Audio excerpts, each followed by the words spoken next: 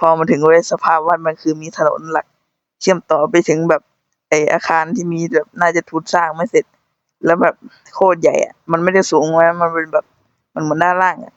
แล้วแบบเป็นผาลงไปขึ้นมาระดับพื้นดินแล้วพอมองลงไปไม่อย่างกับแบ็กรูมแล้วถัดจากนั้นก็จะมีอาคารใหญ่ๆที่เป็นโรงนอนของผู้หญิงแล้วถัดจากนั้นก็จะมีกุฏิที่ยกสูงขึ้นแล้วข้างหน้าก็จะมีหญ้าเทียมแล้วก็แมวด้วยสถานที่ด้วยสาเหตุที่ต้องไฮไลท์คำว่าแมวเพราะมันจะมีเหตุการณ์บางอย่างที่เกี่ยวกับแมวอยู่แล้วก็มีถนนต่อไปจนถึงตรงที่เป็น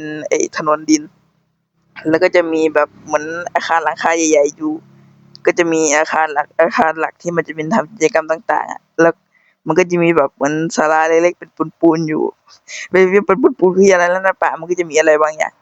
แต่ไม่บอกหรอกแล้วอย่างถัดไปจากแบ็กรูมทางซ้ายก็จะเป็นถนนดินเชื่อมไปกุฏิในป่าลืมพูดไปเลยว่าวัดนี้มันเป็นวัดป่านั่นแหละ